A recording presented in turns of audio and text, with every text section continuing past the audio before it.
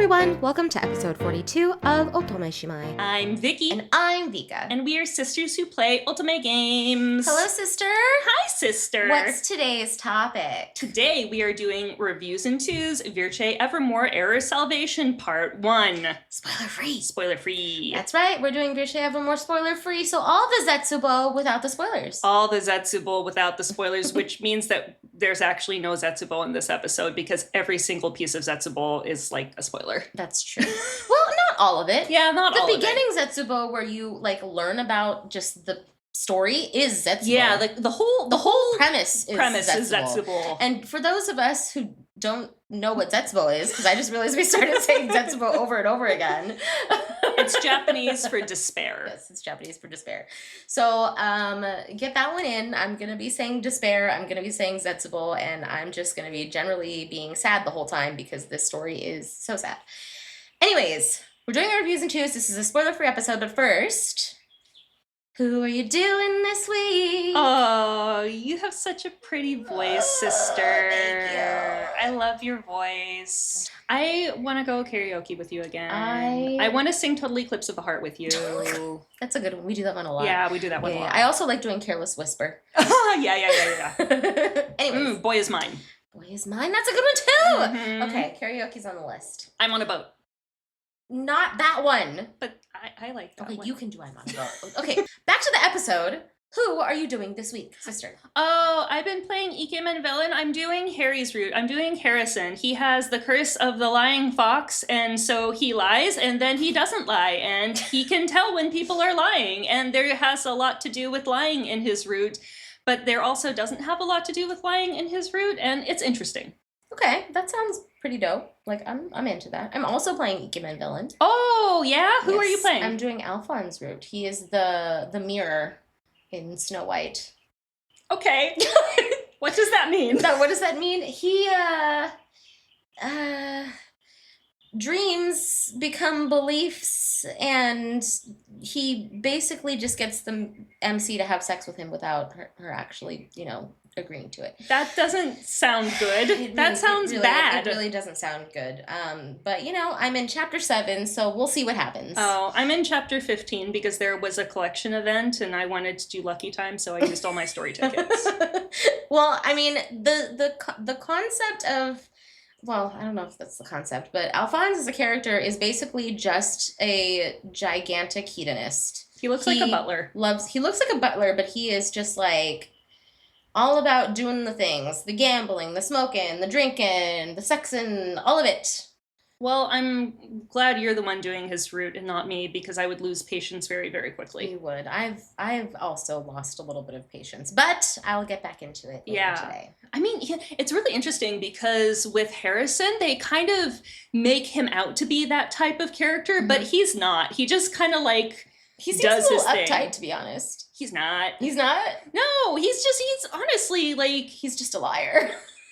Yeah. But he like, so far, he lies about dumb shit. Yeah. Well, I will see. I think I'll get to like Alphonse as time goes on. But right now, it's very like she's getting to know him. She's trying to understand, like she's following him around. Weird shit's happening. She's sleeping with him. Yes, she's also... I am not sleeping with Harrison yet. No, yeah, she is. The first scene with them together in her room is he's like, "I'm your boyfriend now," and she's like, "Okay." Anyways, we're not here to talk about Ikemen villain. No, we're not, but we probably will talk about it a lot more in the future. So let's talk about Zetsubou. How long have we been playing this game? So I've been trying to finish this game for a better part of a year, and I finished like a week and a half ago. Yay! Yeah. So, I've been playing a little bit at a time because it's intense. Yes, it is. I got this game when it came out for Christmas. I remember I was at home with my sister and our family, and I'm pretty sure our dad bought it from our wish list. Wait. Did Dad buy it for you? I'm pretty sure Dad bought this game from my wish list. That's really funny. And I was like, "You don't know what this is, Dad, but thank you very much." That's real.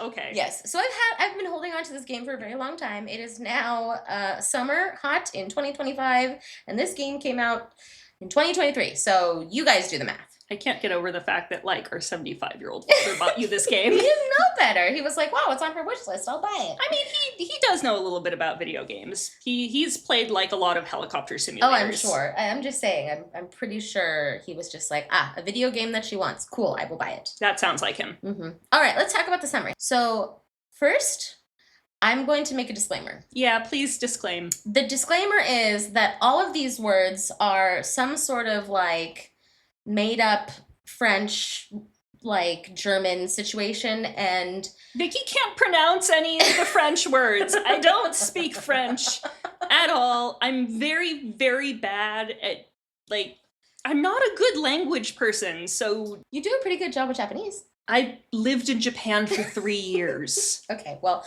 we'll try our best, guys. I will probably go back and forth between trying to pronounce it somewhat authentically, and just pronouncing it the way they say it in the game, which is with a very heavy Japanese accent. I think you and your master's degree in linguistics will do great. I disagree, but, you know, I'll try.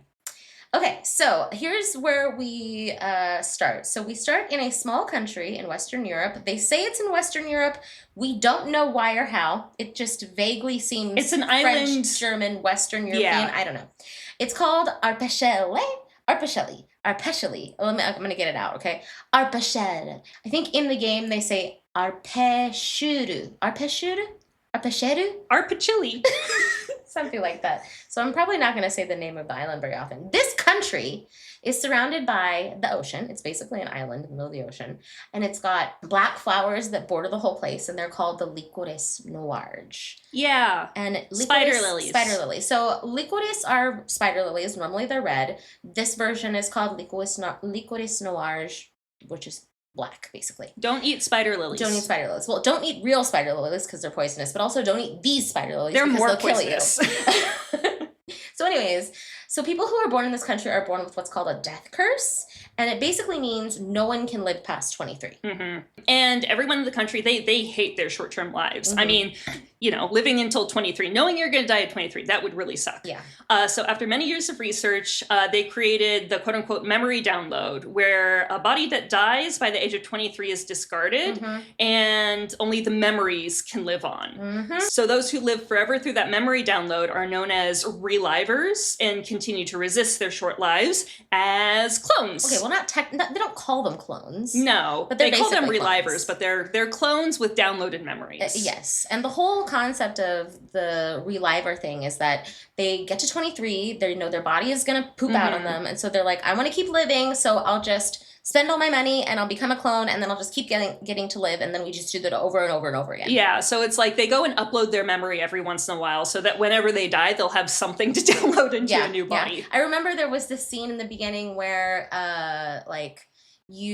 she's walking down the street and she sees someone being carted out of their house after they died, and the guy who's with her is like really happy about her dying, his wife or whatever. I don't It was very strange. It was weird. Anyways, so meanwhile, there's a girl just trying to live her life who people straight up call Death, because most of the people she's involved with dies, and that's you. Mhm. You play as her. That's Ceres. At the start of the game, she's about to end her life because, you know, that really fucking sucks.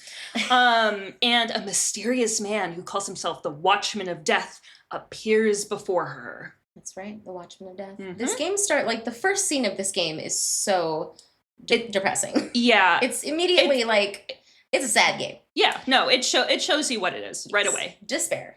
So she meets the Watchman of Death. They make an agreement between him, the Shinigami of Death, and Shinigami of Death. the Death God of Death. The Shinigami. They call him the Shinigami. The ATM machine. I know. It's redundant to say Shinigami of Death, isn't it? It is. Well, anyways, this guy, the Watchman. This guy. Who is not Death, but you think he is, and Ceres, who apparently is Death, but you don't know that she is. Or rather, you do know that she is, but I don't know. It's a whole thing. She tries to uncover the truth of the various mysteries of death that haunt this country, whether she likes it or not. And she does it without knowing that despair is the fate that awaits all those that are loved by original death. Death. Yep. Zetsubou. Death. Despair. Despair. That's this game. This whole game is just death and despair. It's not happy. Don't expect happy. But it's fun. Yeah, it's fine. Okay, let's do some world building. Okay. So the island Arpechele, the country is called Arpachili. Yes, Arpachili. It's so spicy. So spicy with all those death flowers. So spicy. They call it the land possessed by death, and like I said, it's in the middle of the ocean, surrounded by these licorice noirs that are the black flowers of misfortune. Basically, the country's been in isolation for so long that like no one can leave it and no one can go to it. So there's like strong currents around it, and there's this whole border of death flowers. So they're kind of just stuck there living their own lives, trying to very isolated. Yeah, they're super, super isolated. So it's a small country, and it's comprised of 3 individual districts. There's Koen, which is the largest and biggest park. Not Koen, but Koen. How do they pronounce it in the Japanese? Koen, Kurunu, Kunu, Kune. I don't know. I got park. It's a park. It's not a park. It's not a park, but it does have a market. It does have a market. It's the largest district. It's where Ceres lives. It's honestly where most people in this country live. Yeah, it's like the middle and lower classes live. Yeah, and the key fact that I saw when I was looking this up on the website was that it is the district that has the most orphanages and a market. So it has parentless children and stores where the parentless children can go and buy things. So, yeah, sure. Okay, so there's that. There's also Shedis? Whatever. This is where all the wealthy people live. This is where Matisse lives. The 1%. The 1%. It's a very small group. And basically they're like, we are living in ignorance and we're all just relivers. That's their concept. We're going to live forever and just be assholes and sit on top of our gold like Scrooge McDuck. Yes. Although they do give a lot of their gold to the Institute, which is the organization that one of the main characters works for. He's the researcher for, and the royal family. But they do that so that they can keep living and sitting on their piles of gold like Scrooge McDuck. Correct. So that's Chedi. And then there's Cernaval. That's the other place. This is the 3rd district, and this is where the Research Institute is. So that's where Xi'an works. That's where the castle is. That's where all the crazy sciencey stuff happens, basically. Yeah, and whenever you see it, it literally just looks like a big empty plaza and then a giant-ass building. Yep. Oh, and I have to mention that the thing I like about this whole licorice noirs thing is not only are the licorice noirs just like surrounding the country as a border, but they're kind of like everywhere. When you look at all of the CGs of the background, they're like just growing everywhere. And it's really interesting because people can't pluck the flowers. No, you touch them and you die. So if you're a person who only lives till 23 and you go up to a flower and you pluck it and you know you're going to die, you're like, why would I want to do this? So they just leave them growing everywhere. So don't pick the licorice noirs. Yeah. And don't eat them either. Don't click the link. Don't click the link? Yeah, don't click the link, because then you'll get a virus downloaded to the hard drive that is your body, and you will die. Yeah. Yeah, that's this game. Yeah. Poison. Sorry. Let's talk about our lovely MC, Ceres. Ceres. So what do we think of Ceres? I really like Ceres. Like, I think as a character, she's just a girl, living her life, trying, and if I were her, I probably would be feeling all the feels. Yeah, so this game is insane. Every single one of the allies is insane. Ceres is pretty damn normal. Yeah, it's very interesting. Yeah, like besides the fact that people call her death and everyone around her dies, like she's That's the normalist. She's just like a teenage girl who's trying to live her life, and then the plot happens to her. And usually that's something that we complain about in a game, if the MC is just like this girl who's like there and the plot happens to her. But I think in this game it kind of works, because the whole point is that she is just a normal girl, and there's no reason why this bullshit should be happening to her. Yeah, it's wild. I really like the way you said it, the plot just happens to her. Yeah, it's an extraordinary amount of plot. Yeah, and there's not a lot that she can do about it, because she's just a normal girl. Yeah, like truly. I do actually like Sidis's character a lot. For a girl who is death and where everyone around her dies, she's actually a pretty nice character. She's a very nice. She's lovely. She's a very nice human being. Yeah.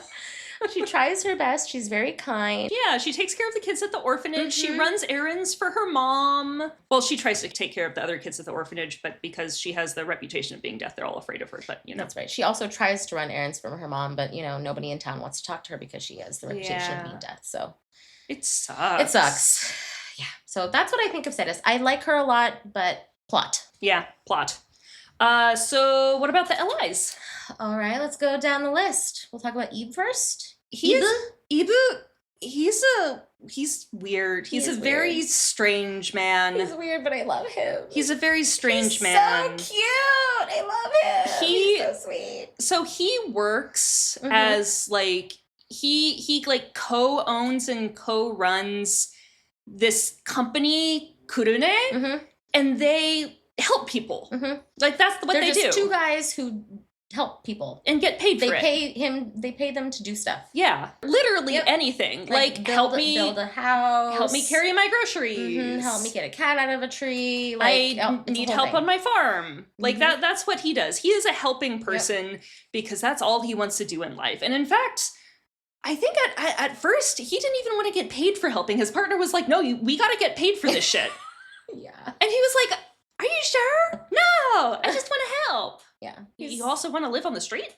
Yeah. No, I like him a lot. I like Ibu. He has a very unfortunate streak of bad luck. He does have a streak of bad luck. Poor guy. He has the worst luck and he cannot cook. Oh, his cooking is scary. It's awful. Yeah. That is a plot point in both the common route and his route. Yes, his cooking it is. Just don't eat what he makes. Don't eat the food he makes. Danger. What about Lucas? Lucas Prost. Luca is a teacher, actually. He's a little bit older than Ceres, and he was Ceres' teacher. He goes around to all the orphanages, and he teaches the kids. He's very religious, and... He's very against becoming a reliver. Yeah, he's very against becoming a reliver. Yeah, so there's two factions in this game. I think we should have mentioned that in the story building. There's two factions in this game. One where, people just become relivers, and that's how they do things, and others where they're like, no, we want to live as natural humans. Yeah. And so he's kind of on that side. He's pretty. He is very pretty. Yeah. He's a very pretty man. Oh, Ceres has a bit of a crush on him, from the very beginning, which makes sense because he's her teacher and he's pretty. I kind of did like that aspect. The fact that she kind of knew him set up for a lot in his story, which we'll talk about in the next episode. Of these allies she has known for a very long time, and some of them she meets at the beginning of the story. At the beginning of the story, she just meets Ibu. He's watching her in the field like a creeper, but he just, he walks up to her and he's like, hi. Yeah, but Luca's been around. Luca's been around. What about Matisse? Matisse is another one who she just meets. He is a little rich boy who hides in his house. He's very shy. He has very long hair. He doesn't know how to speak to people. He reads a lot. And he's just a quiet, shy little goober. Yeah, he's cute. He's just a baby. He's very cute. The thing about Matisse, I feel like I would have liked his character a little bit more, but he just the babiness. Yeah, he's too baby. He's 17. I really like the One-san vibe. I do like it. Yeah, and I don't think that his character Matisse character was supposed to be that, but it's too baby. Yeah, too baby for me. He's too sweet, too innocent. He doesn't know anything. Yeah, he's a crybaby. He's very cute though. Yeah. What about Xian? Oh, this is the opposite of crybaby. Xian. So Xian is the guy who invented the technology to make people become relivers. He's God.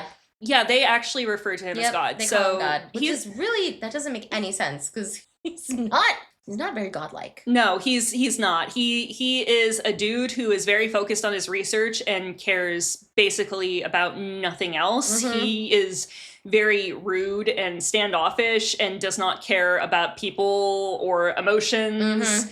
He just wants to do his research and have, like, everyone else fuck off. Yeah. His whole thing is he's trying to, like, make the most perfect reliver. Yeah. Like, the most sustainable reliver. Yeah, he's trying to improve the technology to make it so, because even the relivers can't live past 23. Yes, exactly. They have to just become relivers over and over and over again because bodies don't last more than 23 years. It's wild. He's Xian the science guy. Xian the science guy. Yeah. Yeah. Xian the science guy. The science guy. I like it. I do like it. I also like him. Okay. Next is Adolfu. Adolfu? I have a hard time with his name. Yeah. It sounds Adolf? it feels very strange in my mouth. Adolf. Yeah. I don't want to say that. No, I don't either. So we'll call him Adolfu. Because that's how they say it in the game. I don't normally like the big brother trope, but honestly, like, he's a pretty normal seeming character in the beginning. Yeah, in the beginning, he definitely seems pretty normal. He works for the Corps, which is basically like the civilian police. Yeah. He's their leader, actually, right? Yeah, he is the leader. Yeah, so he's well liked. And he likes Ceres. He doesn't like the fact that, like, people call her Death. No, because he she's doesn't. his little sister. He wants to protect her. Yeah. And I think it's cute. Like, he and her have a good relationship in the very beginning. Immediately when he meets her, she's like, oh, I really respect him. Like, I care about him a lot. Not meets him, but when she sees him in the first couple of scenes. He's very sweet. He's very normal seeming. Like, Seeming. They're all very, well, not all of them are normal seeming. Yeah, but... some of them, you know, right away, like, oh, this one is very strange. Yes. They're all very strange. Yes, but Adolf, I actually, I liked him. I thought it was great. Okay, what about Anku? Anku is the very opposite of that. He is the one where you look at and you're like, yeah, you're a fucking weirdo, dude. Yeah, he's Mr. Death. Yeah, he's the Watchman of Death. He's the Watchman of Death, and he is very strange and very weird, and he shows up and he's like, "Ooh, I'm the Watchman of Death. I will watch over you. Let's make a deal." And Ceres is like, "Okay." And then after that, in some routes, you never see him again. Yep. And then in other routes, you see a lot of him. He's very important to the story. So in the routes where you never see him again, it's always fun. If he shows up at the end, you're like, "This guy existed, huh?" Yeah. There are some routes like that, which I thought were very, very interesting. For most of them, he shows up quite a bit, I think. Well, actually, no. I don't know, not even all of them. I think like maybe 2 or 3 routes he's like very, very present, and then the rest he's just like not there. Yeah. Well, okay. I don't know. He's very ethereal. He's very mystical. It's a whole vibe. He has bomb fashion. Yeah, he's on it. I love it. I love the like high fantasy, dark like fashion vibes. Yeah, it's very cool. So those are the allies. Those are the allies. That's the picks on Take allies. your pick. Yeah. Side characters though, we have a nice like group of side characters. Honestly, the side characters in this game, they made it for me. They really make the story. They're actually very, very important to the story. They're so important to the story. Every single one of the named side characters is incredibly important to at least one of the routes. Yeah. I mean, I can think of other Otome games where there are side characters that are like kind of important, or you know, someone that the MC or one of the allies has a relationship with or kind of leans on, but in this game, they are integral. Yeah, every like, single one of these. Every single route is like one of these is important in one route or another. Yeah. Yeah, really good. So let's start with Mom. Salome. Salome is our mom. Yeah, and she's also really fucking hot. Yeah, she is. She's very attractive. She is a reliver who runs the orphanage that Ceres and Adolfu grew up in, and Ceres still lives at. Yes. She's very protective of her kids. She's a very good mom. She also has some type of connection to Xian. Yeah, like they're friends but not friends. Yeah, she sends Ceres to like deliver letters to him. Yeah. But we don't really know the details. No. The thing that got me about Salome in the very beginning was how she shows up. She looks like she's dressed as a nun. Yeah. But she is the sexiest nun I've ever seen. and not because she like wears revealing clothing. No, she's just beautiful. Just beautiful. She is a beautiful character. So yeah, I like Salome. She's fun. Yeah. Next one is the Hut. So Dahato was 15 years old when he became a reliver. So he has like a 15-year-old's mentality and a 15-year-old's body. He's adorable. He's cute. He's a genius. He's a genius. So he is actually Xian's like number 2 at the Institute. Yep. He's the second highest researcher at the Institute. He's very helpful in most of the routes. Yeah, I really, like, honestly, throughout this whole game as I was playing it, he's kind of best boy for me. Like, I like him so much. Yeah, he's very helpful. He's very sweet. He's very like, fun. yeah, I'll do that. Yeah, sure, let's go. Yeah, I really like him. And he actually, because he works at the Institute, so he's, like, actually got access to good information, too. Yeah, which we get because of him sometimes. Exactly. So he's great. Yeah. And then there's Hugo. Okay, Hugo's the actual best boy. That's true. Hugo's the most normal. Yeah. I think if anybody out of this game is normal, it's Hugo. Nobody else but Hugo. He's just a normal dude. He's not a reliver. He is a reliver. He is a reliver? Hugo's a reliver. Oh, I forgot about that. Oh, he's from the rich district. Yeah. Yes, that's right. Yeah, he's rich boy. He is. But he ends up, like, becoming friends with Ebe and, like, wanting to, like, just live a normal life with him. Yeah, he's the guy who is Ebe's partner with their company Kurune. So they go and they help people, and Hugo basically is like the weight at the end of the balloon that is Ibu and keeps him from flying away. He has common sense. He has a lot of common sense. Yeah, it's great. Yeah, he has good decision-making skills. He has good opinions. He's always the first one to call out when something's a bad idea. Whether they do it or not, sorry to Hugo, they might do it, even if it is a bad idea. But he says something. So normal. Yeah. I love him. I really like Hugo. Yeah. Good job, Hugo. Good job. Let's give Hugo a little round of applause. Hugo. Okay. What about Cappuccino? Dr. Cappuccino. Not Cappuccino. Dr. Cappuccino. I love cappuccinos, and I do not like Cappuccino. Yeah.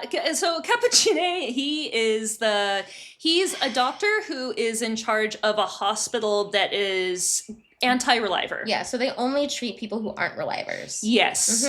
And we see him a lot because the guys get beat up a lot. People get injured. The common root of this is them chasing a serial killer.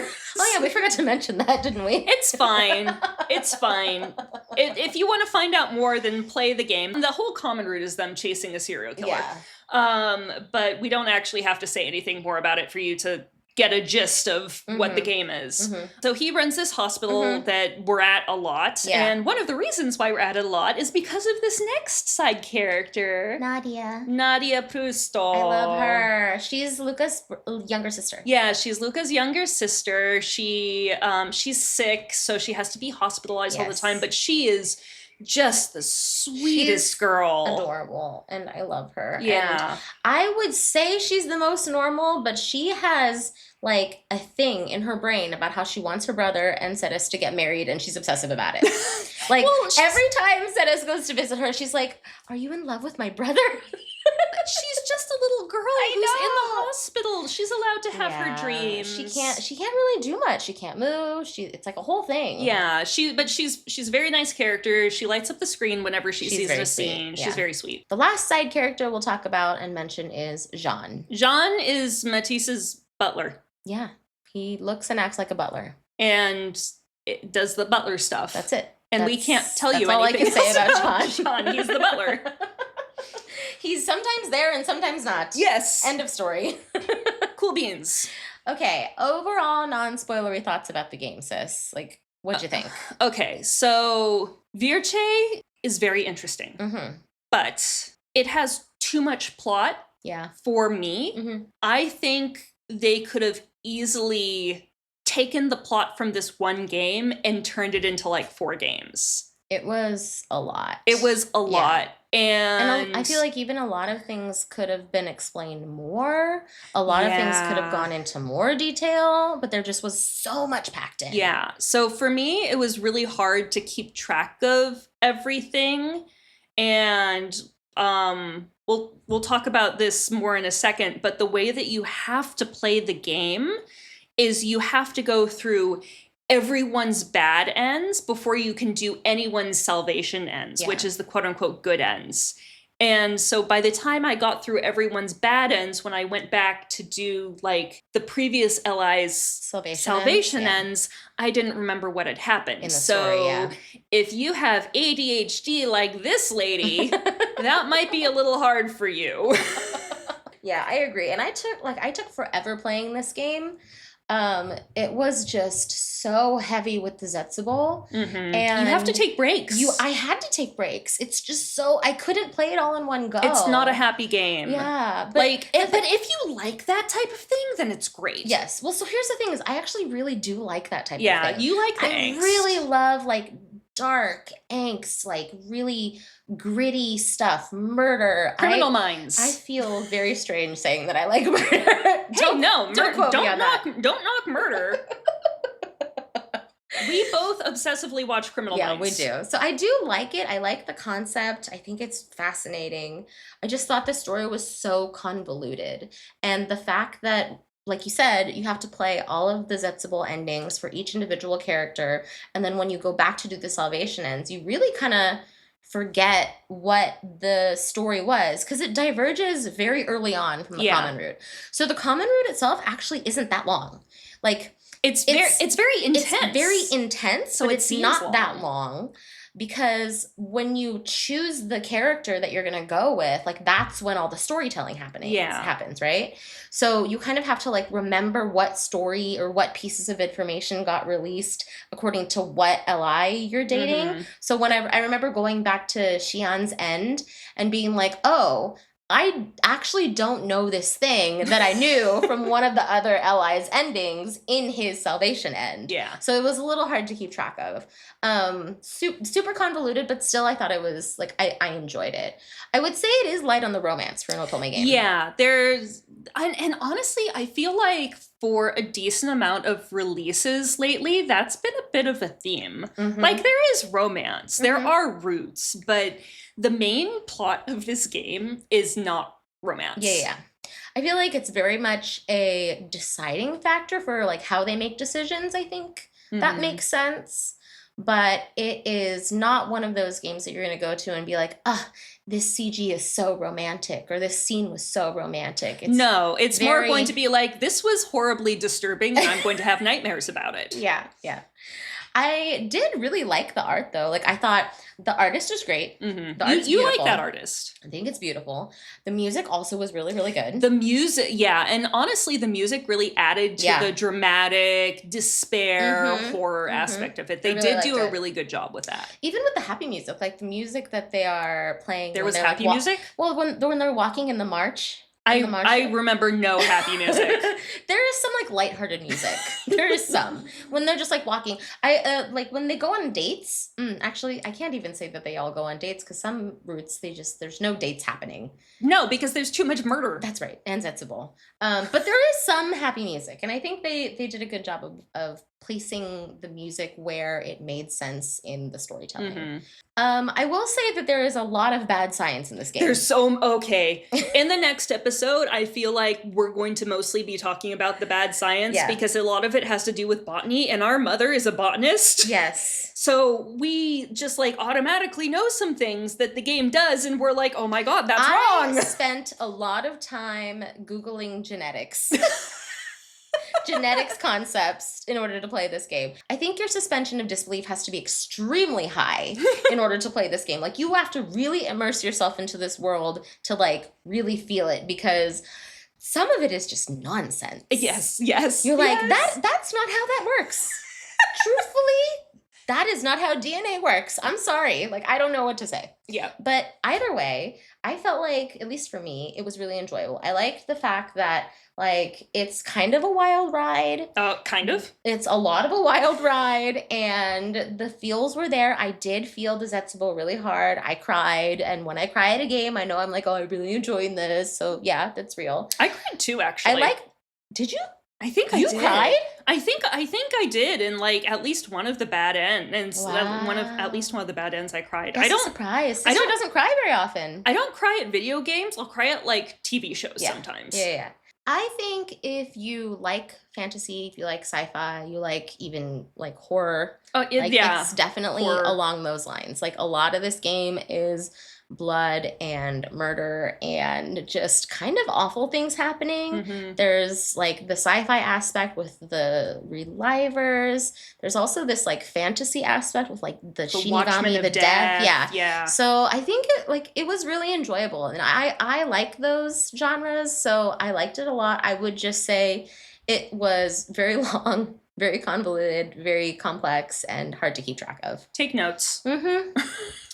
So we usually end this with doing the root order and a recommended root order. Yeah. So I will share my root order, you share yours, and then we can talk about a recommendation. My root order was I did Xian first, then Matisse, then Lucas, then Ibu, and then Adolphe and Anku.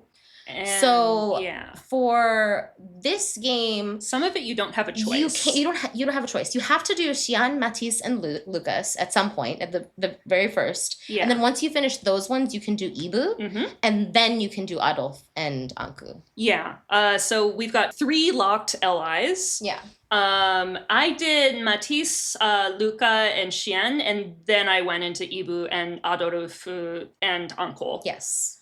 But honestly, I don't think the first 3 really matter that much. No, I don't think so either. Well, I would say if you get the least amount of overall plot in Matisse. Yes. So if you want to start at being like kind of surprised as you go, I would probably do Matisse, then Xian, then Lucas.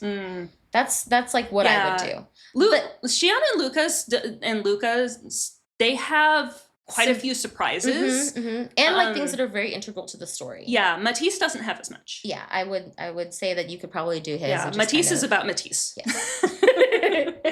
He's just a baby. He's just a baby. Yeah. So, take notes, do what you will, but you're kind of locked by the game. Take notes. My poor sister doesn't remember what happened. I don't either. A lot of things I totally forgot. I remember the bad science, though. I also remember the bad science. We remember the bad science because it made us upset. Yeah, we'll talk about the bad science more in the next episode. We come from a family of PhDs. Okay, so let's end this reviews and twos, as we always do, with a bone, marry, or yeet off a cliff. Can I eat them all? Or do I? That would be the easy thing to do. I think we have to choose. You're going to make it hard for me. Yeah, I think we have to choose. Okay. So we don't have our mug, our Ikemen Sengoku mug. I moved 6 months ago, and my Ikemen Sengoku mug is still wrapped in bubble wrap somewhere. Yes. We have an alternate method. So basically what I did is I found a Bustafellows tote in my sister's room because she got something from, was this from the Bustafellows 2 release? Or did you buy this? I forget. It was really, really cute. I just have a little Bustafellows like pencil bag. It's adorable. And the cards that you get from the game when you buy it. Fandis. The Fandis. Yeah, from the Virche Fandis. I found those on her desk and I was like, instead of me writing labels, why don't we just pull cards from the tote? So I'm gonna show my sister this. I'm gonna have her go through and pick. Oh God, I have to pick? You have to pick, yeah. Okay. Pick a card. First is Adolphe. Okay, Adolphe.